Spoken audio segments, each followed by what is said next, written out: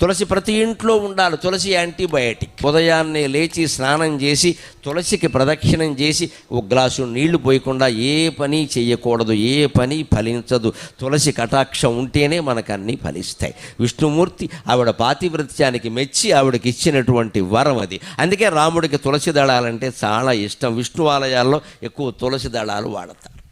విష్ణుమూర్తికి అలంకారాలు బాగా ఇష్టం. అందుకని మల్లె పూలదండ, చామంతి పూలదండ, బంతి పూలదండ, గులాబీ పూలదండ, నీ ఇష్టం వచ్చిన పూలదండలన్నీ పట్టుకొచ్చి విగ్రహం మీద బారేస్తే వచ్చే ఇబ్బంది ఏమిటో తెలుసా? విగ్రహంలో పురుగులు చేరతాయి.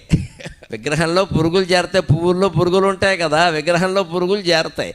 ఆ చేరినటువంటి పురుగులు విగ్రహానికి హాని చేస్తే అక్కడే చనిపోతాయి, అక్కడే కుళ్ళిపోతాయి, రకరకాలుగా అవుతాయి. ఆ విగ్రహానికి పట్టిన మురికి మొత్తం పోవాలి అంటే విష్ణుమూర్తి ఆలయాల్లో తులసిమాల తప్పకుండా వెయ్యాలి.